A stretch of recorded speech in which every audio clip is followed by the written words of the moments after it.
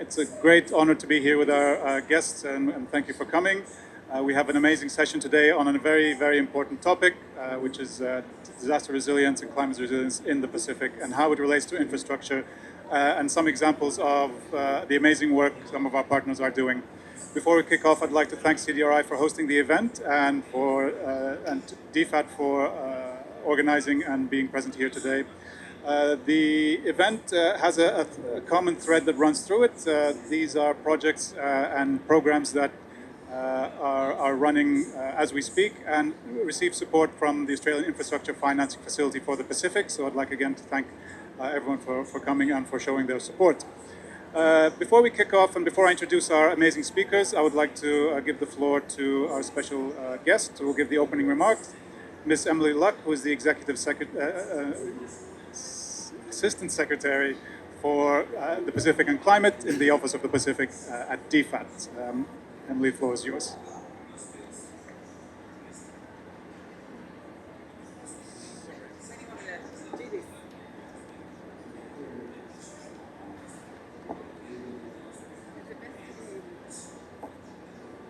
Can I hear myself yeah, that's a little better than, I don't need to hear myself in surround sound by having my headphones on.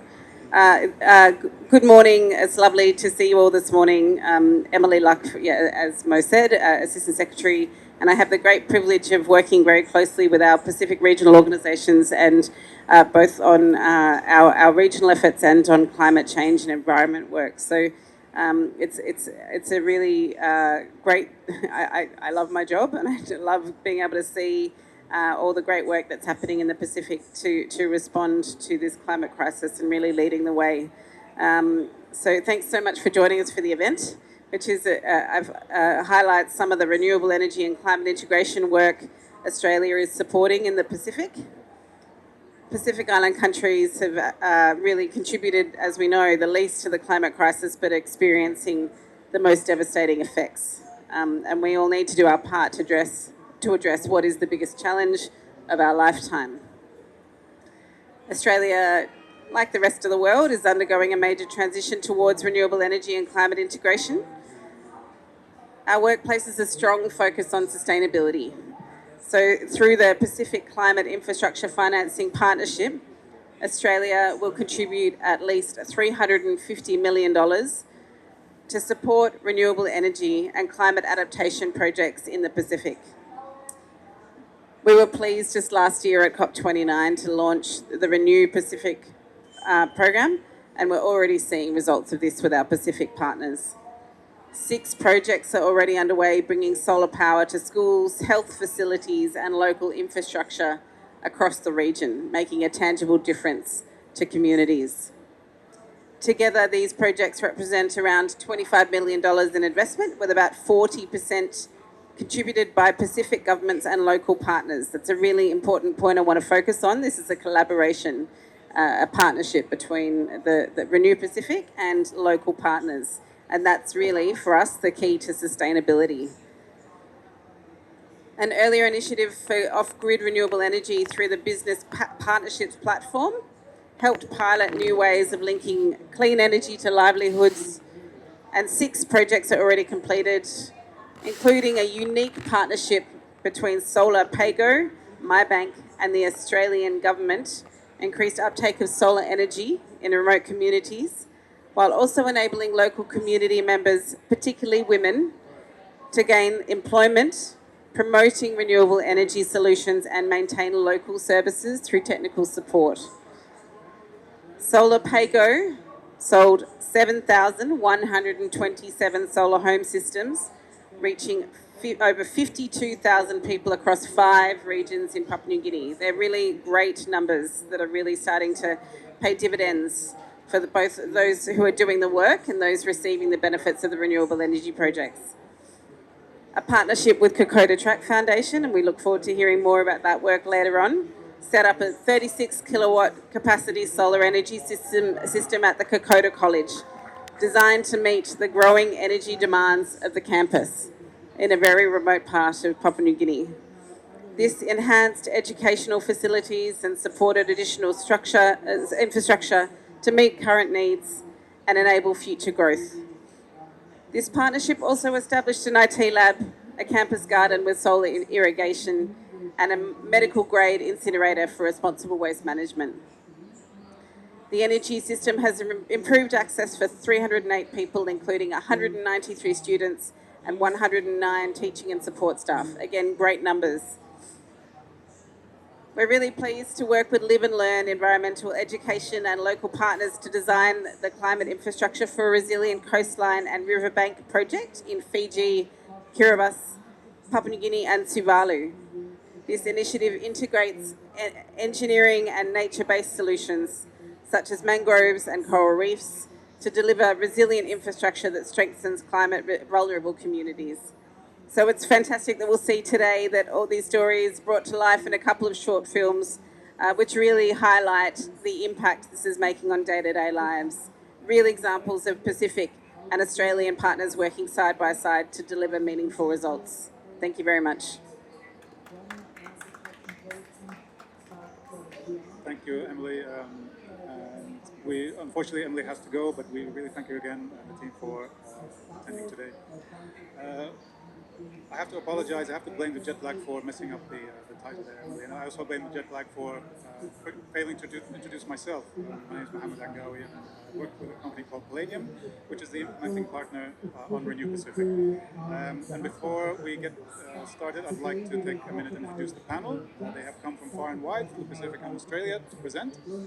Starting off with Dr. Basil Leodoro. Basil is a surgeon from Vanuatu who has been practicing for quite a number of years, and in 2019 received the Presidential Medal for Meritorious Service.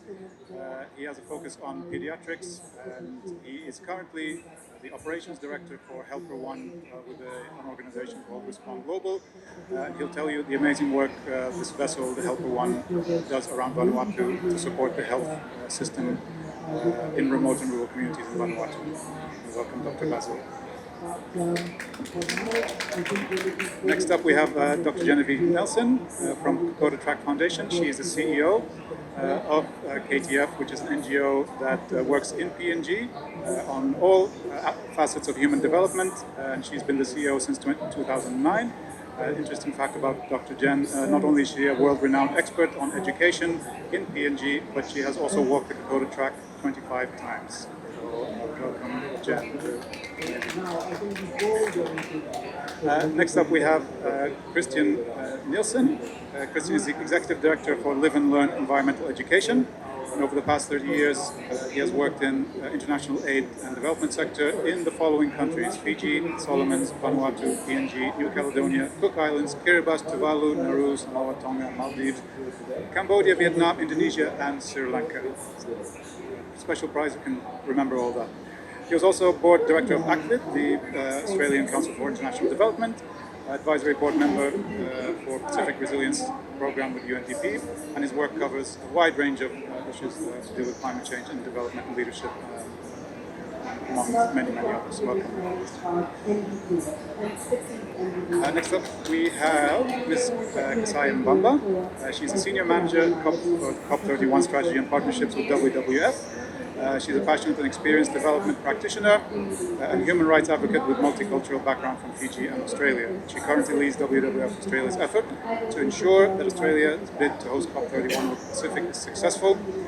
Before that, she was policy officer at the National Emergency Management Agency and DFAT in Australia, and worked as an attaché for COP26 for the UK government as well, among many other acclaimed positions. Welcome. Last but definitely not least, we have Ms. Takena Redfern from the National Disaster Risk Management Office. She's a National Disaster Risk Management Officer, the Office of the President in Kiribati. Takena works across sectors and a wide range of groups of people and communities in helping them with building their knowledge and understanding of climate change adaptation and disaster risk management, and how to become resilient in the face of climate change. She previously worked as National Program Coordinator with UN Women, Senior Agricultural Officer at the Kiribati Ministry of Environment, Land and Agricultural Development and SPC, and she was also a teacher. So welcome, Takena.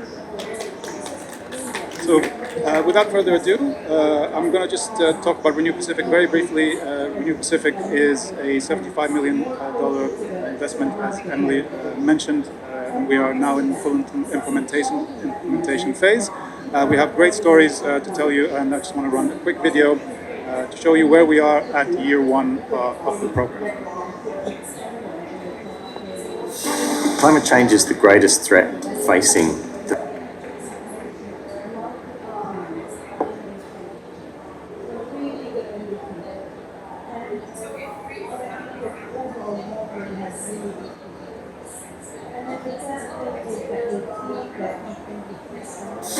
Climate change is the greatest threat facing the Blue Pacific, this vast ocean region that Australia is part of, and many proud Pacific nations are also part of. We're in this together, and we recognise climate change as the greatest security threat to our region. That's why Australia in 2023 began something called the Pacific Climate Infrastructure Financing Partnership. This is a new way to bring the power of infrastructure, and particularly the power of renewable energy, to the Pacific, especially remote parts of the Pacific, to help them face these climate challenges. Renewable energy infrastructure is like a development multi-tool. It can do so many different things to help remote communities with the challenges that they're facing day to day. Through the Business Partnerships platform, 13 pilots laid the foundations, 5 have already been completed and handed over. In some of the Pacific's most remote communities, things like better modern education, healthcare, income generation opportunities, better water security and food security. 1 year ago at COP29, Australia launched Renew Pacific. That's our new 5-year, $75 million program that's dedicated to rolling out renewable energy projects to rural and remote communities in the Pacific. 1 year on, we already have off-grid renewable energy projects in 7 countries across the region, benefiting more than 230,000 people. And we're only just beginning.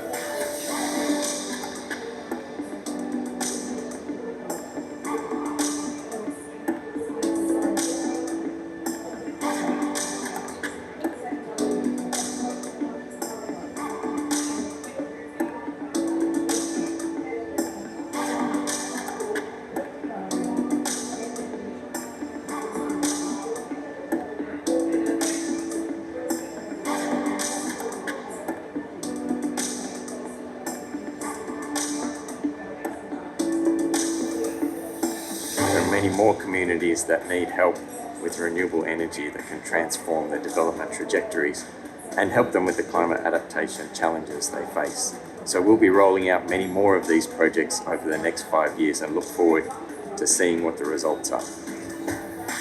As we look ahead, the focus is on scale and sustainability, expanding what works, sharing lessons across the region, and building a truly climate resilient Pacific together. Together with our Pacific partnerships, we're powering the future.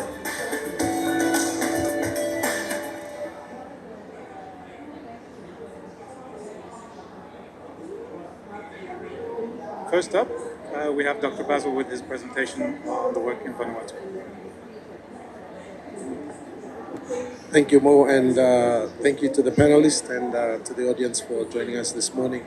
It's an honor to be able to present the work that our partnership with the Australian government through the Renew Pacific program and Respond Global Helper One is able to achieve, and share with you some of the stories about the impact that it's having in our people in Vanuatu.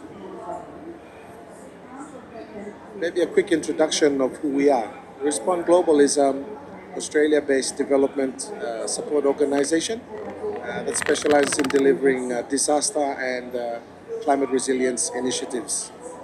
We're focused on supporting national and provincial governments, and that was one of the key decision moments for me to join Respond Global and throw away the scalpel blade and the theatre lights, because I think the focus on our local communities and the local leadership was a big part of Respond Global's ethos in working in the Pacific. And that was what sold me, and I haven't regretted my decision since. The Helper program is the humanitarian side of Respond Global, and Helper One is a 34-meter marine vessel that's based in Vanuatu and registered as a NGO in Vanuatu. And you'll find us online and you can see some of the work that we do there. It's been operated by Respond Global since 2022 and staffed by 28 very proud Ni Vanuatu who use the vessel as our office and our workspace and our living quarters for over 36 weeks of each year. And there are 4 international crew, and we maintain the master captain and the bosun because the certificates that they have, the qualification they have, the tickets allow us to be deployable to other Pacific Island countries should the need arise. And I'm really happy to see such Pacific involvement here, and I think being able to share our resources is a big part of the partnership and the impact that we can have. Next slide, please. In electrification with clean energy program, it's a multi-year partnership, and this is one of the key slides for me, which is showing you the partnerships and the levels that we are negotiating or we are maneuvering. You have the government of the Republic of Vanuatu through the Ministry of Health, through the Ministry of Climate Change, and through that the other departments of energy and climate change, and other government facilities like the National Green Energy Fund, which is in the framework of the government of Republic of Vanuatu. And we also have inside the framework the National Energy Roadmap, we have the National Adaptation Plans, we have the Health National Adaptation Plan, which was launched. We have the Nationally Determined Contributions 3.0, which was launched recently as well. And all of these we have to factor into our partnership, into our negotiation, and to our planning and our coordination. And all of that will feed back into achieving the goals set in the Paris Agreement. Renew Pacific is one of our big partners, and thank you to them for being able to bring us here, and also the support that they've given us in this program. The Australian High Commission in Vanuatu has been crucial to our operations, as well as private philanthropy and Respond Global as a company itself. And the whole aim of this electrification program is to expedite the electrification of critical service infrastructure via renewable sources, to increase energy access within our communities in remote areas, and to enhance community safety and health outcomes. And if you can imagine our Pacific Islands, the geographical isolation is the first logistical challenge that we have to overcome. And that's where our pièce de résistance, our marine vessel, the Helper One, comes in. Next slide, please. This is a 3-phased program to expedite government initiatives to transition, and the key priorities are there. Many of you in the audience will already be very familiar with these priorities, but I'll go through them very quickly.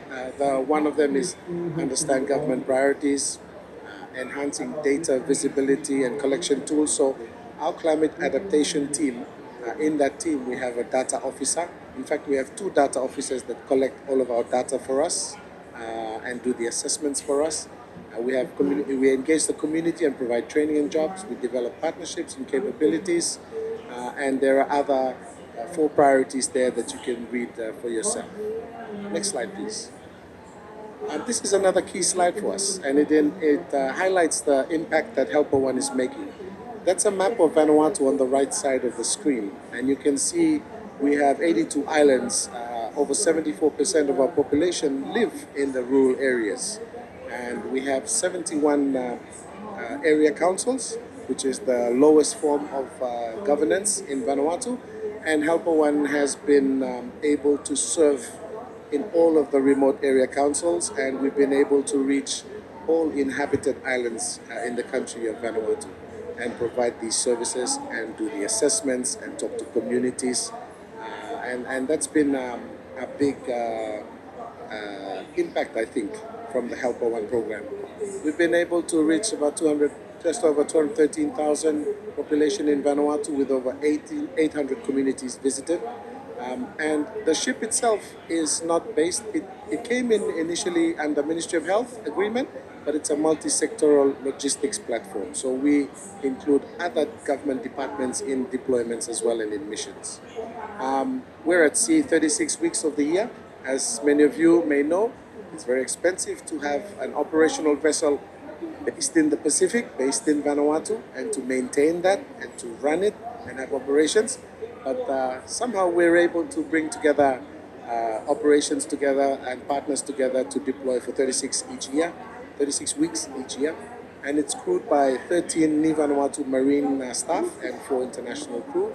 And we have a dedicated climate adaptation team and a clinical team on board.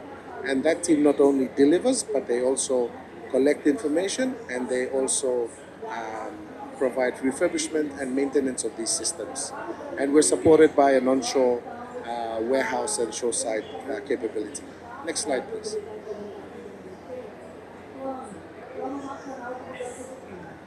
I'll very quickly go through the 3 phases so far and what we've achieved. In phase 1, very early on, with a very small team of 2 technicians, we're able to do under 70 community consultations, 120 remote communities were reached, 207 community facilities were assessed, and 139 energy systems were serviced or repaired. And you can see the amount of data that we were collecting in that first phase of the program. In phase 2, now we started to get into the action and the practical side of things. So 700 plus renewable energy systems were serviced using Helper One and the teams on board. 190 renewable systems were installed or restored. 560 facility assessments were performed because we are now moving from health infrastructure into education and into community and into commercial, cooperative buildings, community halls. We're also including those in our assessments. And we were able to install 350 solar safety lights, I think in nearly 65 of our area councils in Vanuatu. And then finally in phase 3, and this is where we start to see the biggest impact. We have 30 hospitals and health centers are now electrified. That number since flying over to COP has risen to 34, and hopefully it will hit 30 next month, which has been our aim all along. 40, sorry, hit 40 next month. We have 18 new solar installations in 7 months. It says 16 there, but it's almost 20 now. And over 300,000 in new medical equipment that's been provided, with over 80,000 people being direct beneficiaries of these solar installations. Next slide. The last slide.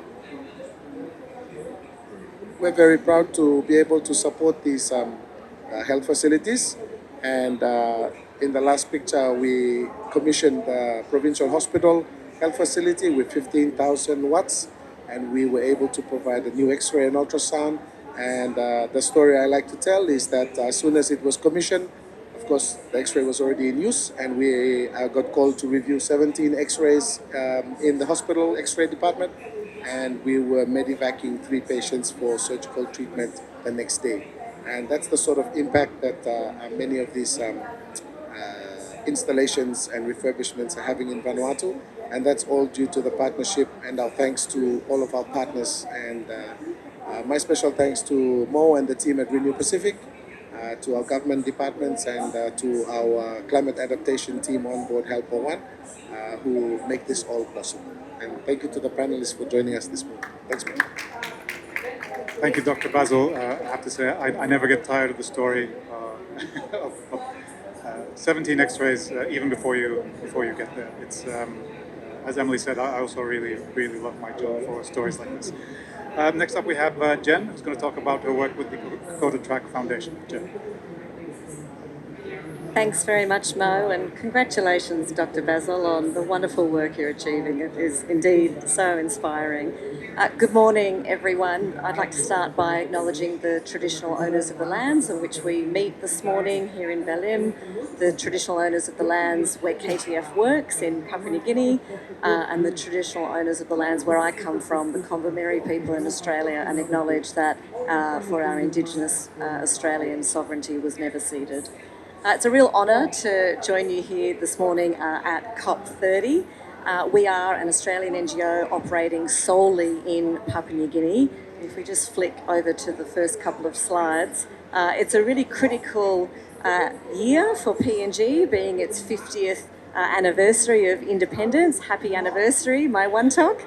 And of course, PNG is Australia's nearest neighbour. A mere 3.6 kilometres separates our two countries from Australia's Saibai Island across to the mainland there in Western Province. A lot of people don't realise that 10% of the world's languages are found in Papua New Guinea, such as the geographical and linguistic diversity, along with 5% of the world's biodiversity.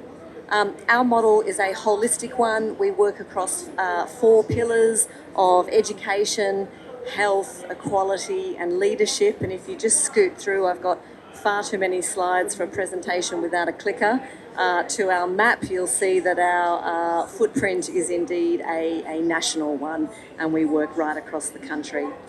But today I'm here to share a couple of powerful stories of clean energy transformation, where renewable energy is not just an environmental investment, but it is a human development catalyst. And the first is the story of our mini-grid there at Kokoda College, and the second is the story of our Light for Learning household solar rollout. So located in the foothills of the Owen Stanley Ranges in Oro Province, which of course is the beginning or the end of the famous Kokoda track, depending on which way you want to walk, is the campus of KTF's Kokoda College. And at this campus we provide second chance high school education to people from around the catchment region who haven't had that opportunity to complete their secondary schooling through traditional means. And so supported by the Australian government through Renew Pacific, you can see there on the screen that we've been able to install a solar mini-grid. The system comprises a 36 kilowatt 84 panel solar mini-grid with battery storage. It includes 95 outlets and 139 lights across the campus. It includes an IT lab, campus water pump, solar powered irrigation, and a medical grade waste incineration system. And this is now meeting the expanding energy needs of all of our staff and students, replacing diesel generators and kerosene lighting, and enabling now 24-hour reliable power for teaching, study, boarding life and the broader community. And if we go to the next slide, the development outcomes are already significant. 100% of students agree that the campus has sufficient reliable electricity for lighting every night. If you flick on through to some photos whilst I go through these, 100% of students with disabilities report that they now enjoy coming to campus compared to only 55% before. We've had a 47% increase in the average time students spend reading and doing assignments after dark. And before the project, 51% of women reported feeling only a little or not at all safe on campus. Now, following the installation, 90% of women are reporting feeling a lot safe. So this mini-grid it really demonstrates that solar is not just an addition, it's absolutely foundational to high quality education in remote contexts, and we're so thrilled to now be working with Renew Pacific to expand to 2 more mini grids. One is that first map. We're putting a mini grid on our Fode Centre in the middle of the Kokoda track, so wish me luck, that's going to be an interesting one, and also in Sanananda village on a health centre that KTF established and run there. If we go to the next slide, also across PNG in parallel to this work on mini-grids, KTF's Light for Learning program has now reached quite a significant scale, and we have installed 50,000 household solar systems across the country in partnership with the Australian government, corporate and private sector funding. So these systems now reach over 200,000 people. These are families who once relied on firewood, kerosene or disposable batteries. They now have access to clean, reliable energy in their homes. You can see the numbers on the screen: 5 provinces, 479 villages, 50,000 households, 741 facilities and 928 streetlights. And again, the development outcomes have been amazing. 96% of households now rely on solar as their main energy source. We've seen a reduction in use of battery torches from 37% to less than 1%. Families have cut household energy spending by 73%. This frees up income for food, for school fees and livelihoods. Health clinics can now deliver babies safely at night, and women and girls can walk around their village safely. I want to finish just by referencing an article by the Lowy Institute by wonderful PNG thought leader Serena Sasingian last week, and she highlighted the importance of improving literacy in order to address climate change. And Serena says this: where literacy and education are weak, health and climate vulnerability deepen. And PNG's literacy rate currently sits at 70%, the lowest in the Pacific region. And without literacy, people are unable to understand vaccination messages, nutrition advice, disaster warnings. The list really does go on. So it's why we are so committed to these solar interventions that are attached to strong education programming. We couldn't do it without the Australian government and Renew Pacific. So thank you so much to Australia. Look forward to our chat a little later on. Thanks, everyone. Thank you, Jen. I think that the numbers tell the story, and that applies to Respond Global as well. The development outcomes are tangible. You can see how the infrastructure provided in these type of programs really drive resilience against climate change. So that kind of concludes the first part where we talk about clean energy infrastructure.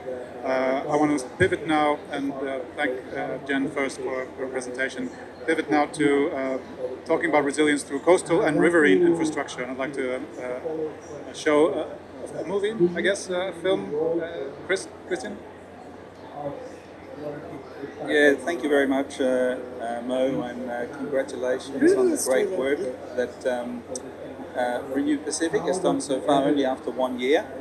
And congratulations for completing the trail 25 times. That is a massive effort. Maybe if I can just start out, am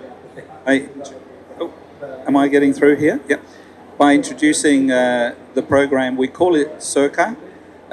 It's essentially a pilot program supported by the Australian Infrastructure Financing Facility for the Pacific.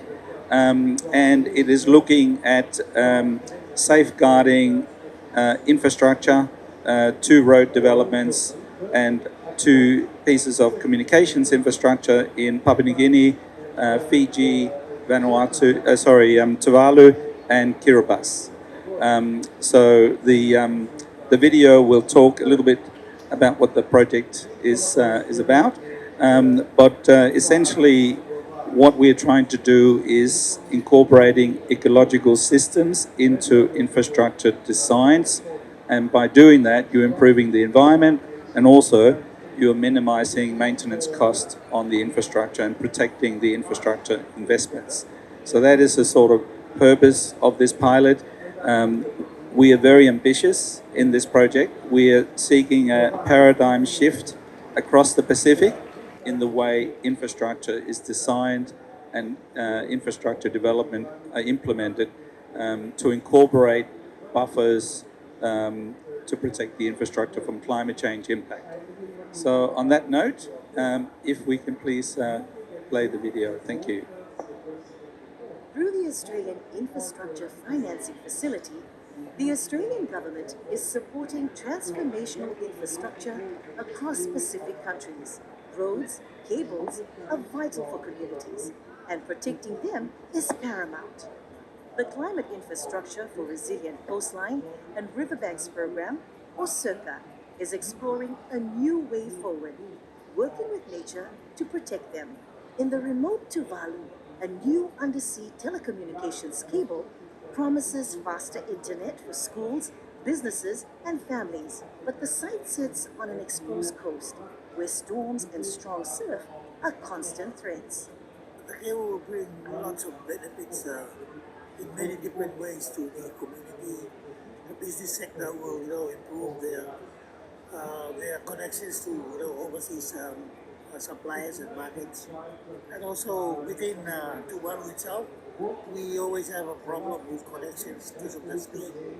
So this cable will actually solve a lot of our slow connections where it's impacting a lot of daily activities, business connections. I think the threats from the climate change will be potential cyclones, storm surges, because the site is on the eastern coastline of Djibouti.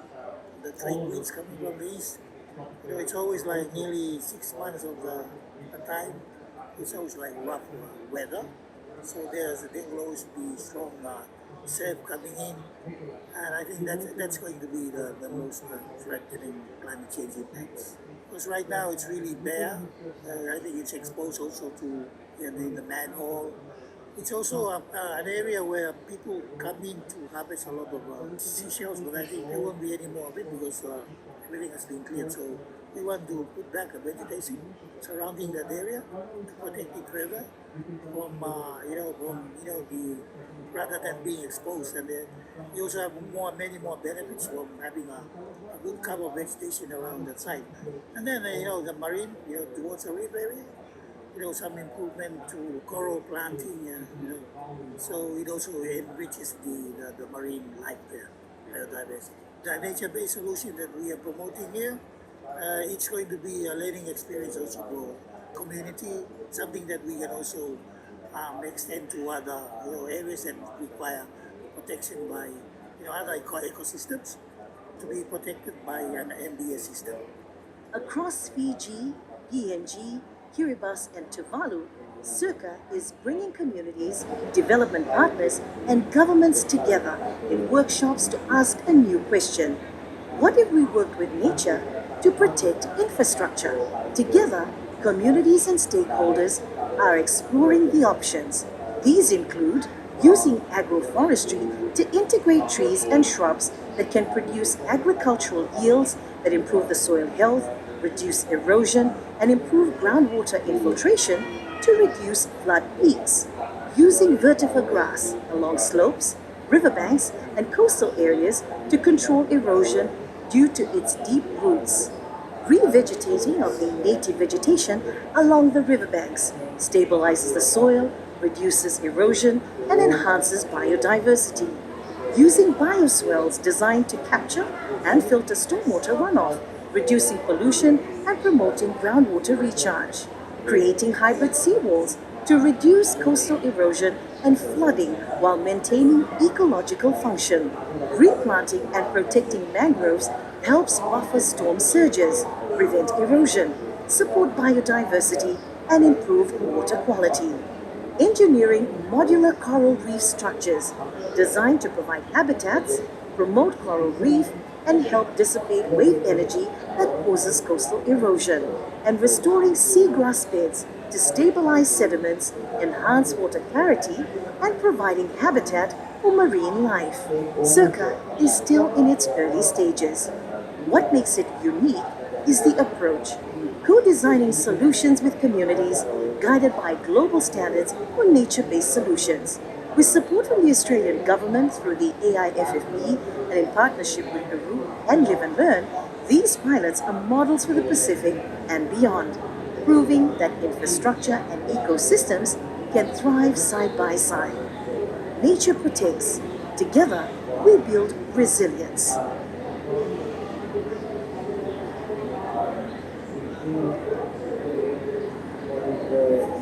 Thank you very much. And I think one of the things that we're really prioritizing is also the benefits on women and young people, social inclusion in this program, and that is often manifested through access to communication. And we have a terrific partnership with the government of Kiribati, where we are working with the government to protect the landing station for the new communications cable that is coming into South Tarawa.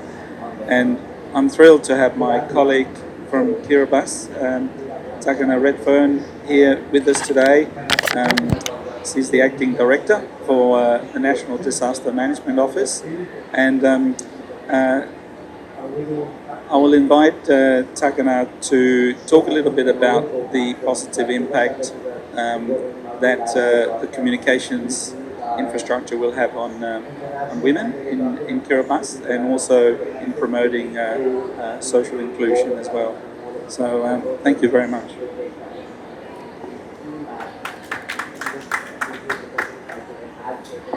Thank you, Christian, and Mary, everyone. Firstly, I want to thank the organizers for the invitation to Kiribati to support and share what we have done in partnership with Live and Learn in this CIRCA project. So the CIRCA project, as already shown in the clip, is represents a new project in the region, and Kiribati is fortunate to be one of the countries to pilot this project. And before I share how this project benefits the women and vulnerable groups in Kiribati, I think I want to share that coastal erosion is our top priority. And as a low-lying nation, sea level rise continues to be a threat to us in terms of our aspiration for development and our long-term goals for sustaining our islands and the livelihoods and our people. And what we face as well is the greatest challenge with our coastal development and infrastructure, because we continue to rebuild these major infrastructure developments along the coast, because we have narrow strip of islands, and so most of the developments are concentrated along the coast. And sharing also what we have done in this location where the East Micronesia Cable project is located in Kiribati. Nanikai village is one of the most vulnerable village as well. And this particular location, we have been working previously in trying to protect this transmitter that used to be located in the same site as this project. So what I see that there will be more and more works to rehab our coastline to ensure that we safeguard and protect these new investments in our country. And we see that the cable project will benefit our people, and especially the vulnerable communities, in terms of improving their access to early warning messages. From our office, we've been relying on the only two telecommunication services that are operated in Kiribati, the Vodafone and the Ocean Link. And we still struggle to get our early warning message across the island, especially to the remote islands. And we hope that with this project, we can improve this early warning system in Kiribati, and to have a wider reach out to these remote communities. We still have some islands that haven't received or have a network, and so that's the biggest challenge that we still do continue to face. So we still rely on the radio, the Facebook, and sometimes these messages are not reaching our people in those remote areas. So with this project, we look forward and we have a great hope that it will really help and improve our work, especially on the dissemination of early warning messages to our local communities. Thank you. Thank you, Takana. Thank you, Christian, as well. It's just really heartwarming to see the advancements made to protect coastal infrastructure, which has so many knock-on effects that are positive throughout the community. So congratulations on these projects. Last but not least, we have Keziah from WWF with a presentation. Thank you so much, and Bola Binaka, everybody. And I'm going to be discussing about the Climate Resilient by Nature project. If I can have the next slide, please. On the right, we have Ben. He's an expert in mangrove restoration, and he really saw the impacts of rising seas and biodiversity loss in his community, and so set up his own project to restore the mangroves. He has received funding to plant more mangroves, as well as put in bylaws for the use of the mangroves, as well as working with local government to manage the development and construction that can impede on mangroves without realizing how important that they are. It's an amazing project, and if you've ever been in a mangrove ecosystem, you know that you can feel its infrastructure, right? The way that the roots are so grounded and together, harboring and providing environment for all kinds of beings. The leaves all connecting together, and the mix of the salt water and fresh water, that is infrastructure. And so through community Climate Resilient by Nature, or CR by N, it's an Australian government initiative in partnership with WWF, and we work in 9 countries across Asia, Southeast Asia and the Pacific, including Ben, and also working with 8 communities in this province to help share that knowledge that Ben is super keen to share and build on. And if we can have the next slide, that is, it's all interconnected, as we know, and this is Auntie Nerolyn. We were hoping to have her join us today. I'm a poor substitute, sorry, but Auntie Nerolyn she has been central in her community in sea grape management. So if you've ever tasted this delicious food we call nama in Fiji, it's a delicacy and an incredible source of income. But climate change and also over harvesting has impacted on that. So Auntie Nerolyn and the community worked together to implement a no harvest zone and timing, and to manage that harvesting, so that ultimately supports greater income, particularly for women who are the main harvesters of the sea grapes. And we really see, of course, that Indigenous knowledge is crucial to being able to know how to do this with nature-based solutions, and really making sure that Indigenous knowledge and leadership is central to projects like this. So if I can have the next slide, and we know that nature is our greatest ally. It's quietly ensuring that we have air to breathe and food to eat and fresh water and habitats for our non-human kin, as well as just touching on every part of our lives. And this is the benefit of these green infrastructure, but we can't take that for granted. We must protect it while working with it to help to address the impacts of climate change that are being made worse by activities far, far away. As we know, the underlying issue here is digging up and using fossil fuels. So we need to make sure that we're protected from that, while also working with nature, or the non-human components of nature, to address the impacts. And we saw so many beautiful examples of these benefits in the video that we saw. We can see that mangroves, for example, reduce natural hazards,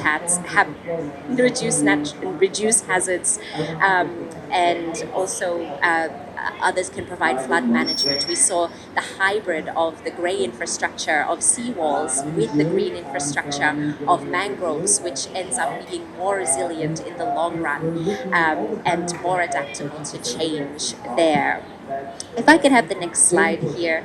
Again, just this centrality of Indigenous knowledge and Indigenous leadership. And we see time and time again that this is just so core. And we've, for example, there's been a study in 4 countries in Latin America that showed that forested areas that were managed by local communities and indigenous people sequestered over 2 times more carbon than those forested areas that were managed by non-indigenous methods. And so that's just an example of how important this is, but also it's the people who work most closely with the land that can hold the solutions to some of these issues that we're facing as well. Next slide, please. And this is where Climate Resilient by Nature works. And if we go to the next slide, there's some impacts that we've seen over the years of these projects. Just a few are that 152,000 hectares of land and water have been brought under improved management. It's decreased the vulnerability of 21,000 people and has also sequestered 29,000 tons of carbon as well. And so to the final slide, nature really, it's not just a backdrop. It is crucial. It's a critical asset in itself for resilience.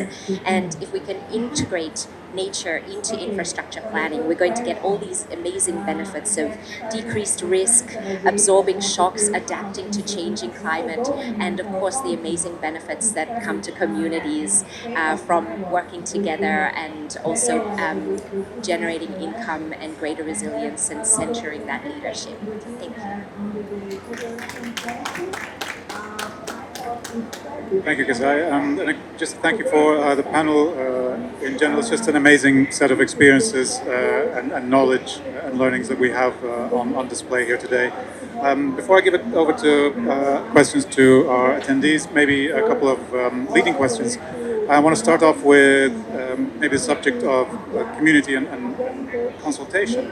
Maybe a question for Takin and to Jen. So, for example, on the early warning system, you know, what are the lessons you can tell us about how communities are consulted, or what they know about these early warning systems? You know, early on, how they use them, and what sort of back and forth do you have with communities? And similarly to Jen, in selecting sites, in going to the sites, in installing this infrastructure, what are the takeaways that you can give us on such an important issue as community and land and others? So over to Thank you, Mo, for the question. From our office, we have done a lot of community trainings on disaster risk reduction. And as we know, early warning system has 4 pillars. And our office is leading on the pillar 4, and then we also support pillar 2. So with the pillar 4, we have done a lot of work on the establishing community-based disaster risk management plans, and then the structure as well at the local level, so that way they know where they can receive warnings and then what actions to do based on those warnings that they receive.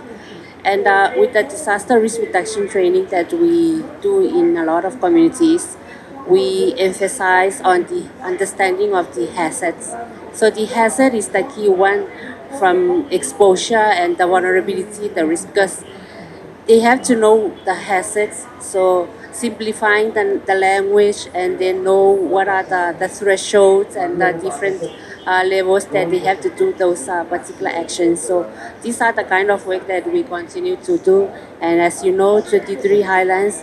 Within those highlands, there are bigger highlands with more than 10 villages. So we have to do those to cover all of the villages in our islands. So it's a big challenge with a lot of cost as well to be involved. Thank you.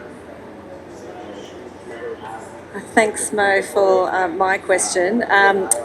Community consultation and engagement and partnering with communities is the most critical part of any program. It's more important than finding your funding. It's more important than your program design. It is absolutely front and centre for us at KTF. And a nice little example is our partnership with Sanananda and the health centre, where we're going to be putting our next mini grid. And it was actually the community leaders in Sanananda who came to us when we were first discussing building a new health centre, and also in partnership with the government, with the Northern Provincial Health Authority. And they said to us, we don't want you to build this in the village. because the climate is changing. The king tides, the cyclones, the flooding, the cracked wells that used to happen just once every 10 years, they're now happening every 2 years, they're now happening annually, and we cannot build this health centre here in the village. So they allocated a piece of land to us, a kilometre inland. We had to obviously go through all the relevant land processes, and together we built the health centre there. We've been operating it for the last 3 years. So it's critical to have that track record and engagement with communities, and now that's the selection of our site for the next mini-grid. Thank you both. So it seems that infrastructure is not just something that you can go out and protect with a technological solution, nor is it something that you put up and then see what happens. There seems to be a lot of information sharing, a lot of knowledge generation, and dissemination as well. I think I can agree on that aspect of infrastructure, the softer skills, I guess we could call them. Next up, a question for Christian and Kesaya to do with MBS, nature-based solutions, I think relevant to the CIRCA project, but also maybe something that falls under MBS would be the example of the mangrove project that you listed. The concept of nature-based solutions has been around for quite some time now, and projects like yours that are rolling them out or supporting them or disseminating them seem to be examples that that it can work. Can you give us other example of the track record of nature-based solutions and types of projects that you've been involved with or seen working on the ground with whether it's mangroves or other solutions? Because there have been maybe some maybe detractors over the years on NBS and saying, well, it's not demonstrated, it's not effective, it's more. We'd really like to hear from the experts here on the track record of nature-based solutions.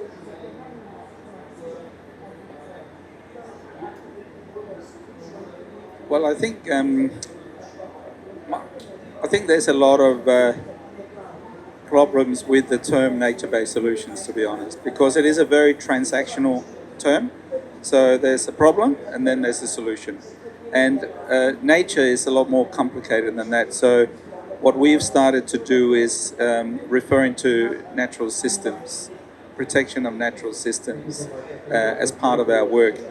So, for example, protection of a forest can provide carbon income to communities. So through the CRBN project in Solomon Islands, Vanuatu and Fiji, we're working with communities to protect their forests, protect the integrity of these natural systems, and in return we are measuring the carbon and basically commoditizing the carbon for the purpose of income into these communities. So it's essential that there is an economic benefit or a livelihoods benefit through natural systems, and Indigenous people have sort of benefited from natural systems for many years. It's not necessarily through economic terms, but also through ecosystem services. So with the carbon work that we've been doing through the CRBN project, there has been many benefits, economic and otherwise, from this. And that's expanding rapidly across the Pacific now, carbon income in communities. I think that's one thing I can think about, but I think we need to redefine the term nature-based solutions a little bit, and we need to look at things more holistically. We need to commit to managing natural systems in a way that we don't just manage them for extraction, but also for ecosystem services. And we see that importance right across the world now. And that has been a theme of this COP as well. How do we think about nature in a different way to just extracting resources, to actually looking at it from a more holistic perspective? So we're rethinking a lot of that internally, and watch this space. Thank you. Well said, Christian. I think we sometimes forget that we as humans are part of nature. We're not separate from nature, but we are part of it. And so I think that's a really great point. And I think that it speaks to the need for data, and we've seen through our PowerPoints and amazing baselines, and then being able to tell that story as well as show that the data, the sequestration of carbon, the number of people involved, and that's so important for showing that story. And that's why I wish that Ben and Auntie Nerylyn were here to be able to tell that story. That's such a key part of it, and also we have to address the root cause of this problem. I mentioned before fossil fuel extraction and use. We're running out of time, and these components of nature that has been supporting us for so long and absorbing so much of the harm that we have been putting into the atmosphere and into the earth and into the ocean is not going to be able to support us any longer. So we have to address the root cause of climate change and environmental degradation, and that is what will ultimately help to increase the effectiveness of nature-based solutions and the ecosystems that continue to support us. Thank you very much. I guess, folks, you heard it here first. The MBS is now changing, so like Christian said, watch this space. Question to Dr. Basil. For Renew Pacific, we recognized early on in the program, as we began implementing, that our goal is to reach the last mile, the rural, the remote communities in the Pacific where it's just hard to get to through everyday travel. We recognize the risk because systems, infrastructure that we install need maintenance, they need a bit of supervision and sometimes refurbishment or replacement. Now, for a project like yours in Vanuatu, Respond Global, these systems are going in, and we have, I think, 34 already under the program. How do you ensure that at the time of installation that we're doing it in the correct way to withstand hazards, especially in Vanuatu where areas are cyclone prone? What is the thinking from your perspective on how to protect the infrastructure that we're actually installing? Thank you, Mo. I think to start off, I'll say that we thought about it a lot because these locations are so remote, and the nuances of working with these communities, there is no one solution that fits all of them. So we had to think about it a lot. And I have a list of 100 plus, but I'll read some from, I'll pick a few. I think when it comes to that question, it all begins in the planning stage. So when we're talking to partners, when we're talking to communities, we try and gauge the different levels and the different priorities from the community level all the way up to the government. So from what the community thinks and wants to see, similar to what Jen mentioned about the relocation, all the way up to what the government and the National Energy Roadmap wants to achieve. And so all of that discussion comes in from the planning stage. We also have assessment and data collection, as many of the panelists have informed. That's key to setting a platform that we can step off.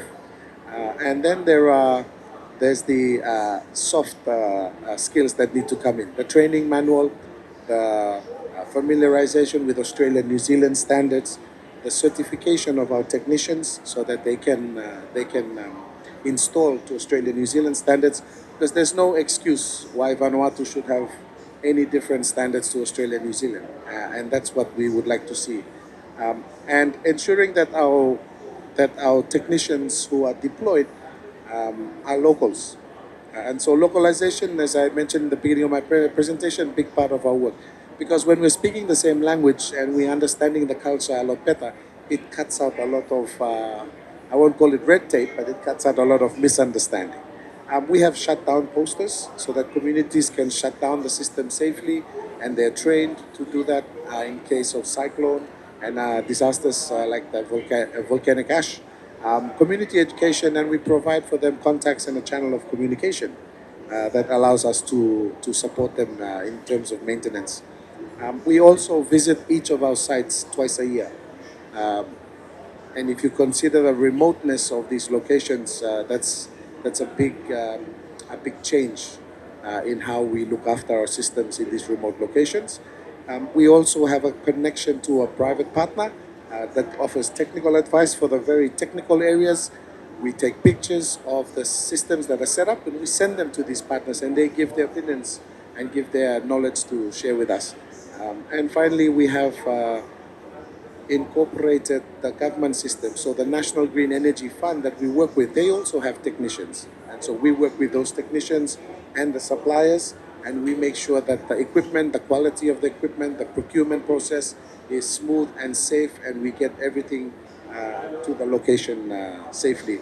And I think the final one that's really worked for us is, as many of the partners already mentioned, or speakers have already mentioned, is having the local contacts who are on the ground that you can rely on, that you can work with, and having the local partners that you work with every day. So that's been key for us. That's maybe 10% of the list that I have, but I think that gives you an idea of the challenges that we face. Once we get over the logistical challenge, those other challenges come in, and you have to be open to deal with those. So, thank you.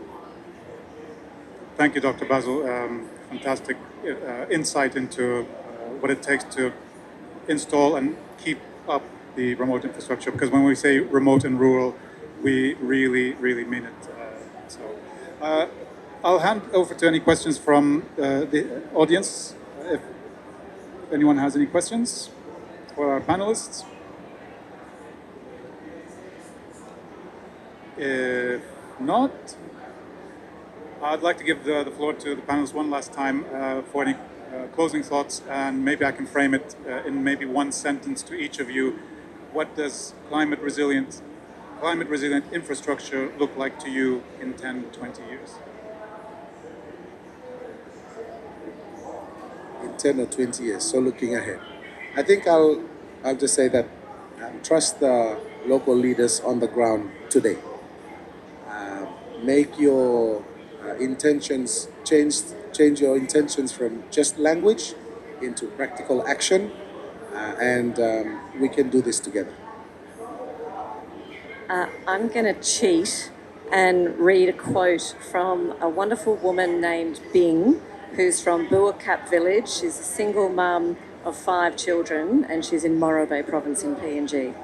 And she said, "I cried when KTF came and installed the lights. Before it was too dark all around the house. I was afraid to come out at night, scared of strangers, snakes, anything could happen. I've saved a lot of money by not having to buy batteries for torches. Now my children can easily read and work on their homework and do their studies at night. Since they have installed the lights, there are great changes, the greatest we have ever seen in our community. We want these lights to be here forever. Previously, we couldn't even imagine these things, so now we want this for our children and their children and their children's children." So that's 20 years' time. Very nice. I think it would be infrastructure that works and enhances natural systems. Very short. That would be my vision, I think. Thank you. Natural systems operate on their own time frame, right? We can work with them to help it along by planting mangrove seedlings, but they're going to grow in their own time and in their own way. So we need to invest in this now in order to reap more benefits into the future, and to see, for example, building the seawall now, planting mangroves around it, or sea grasses around it. We're going to see the benefits of that in 20 years. So we invest now, and then it's going to be looking much better in the future. Sorry, I didn't get the last question. How does resilient infrastructure look in 20 years for you? Okay, so From my side, I think resilient infrastructure, what we are looking at in the future is the one that can work and fit our own context, because we've been talking about NPS, but there are different contexts in the region. And from Kiribati, there are NPS from previous projects that are no longer working at this stage or for now. So that's what an evolving NPS that we are looking at. Thank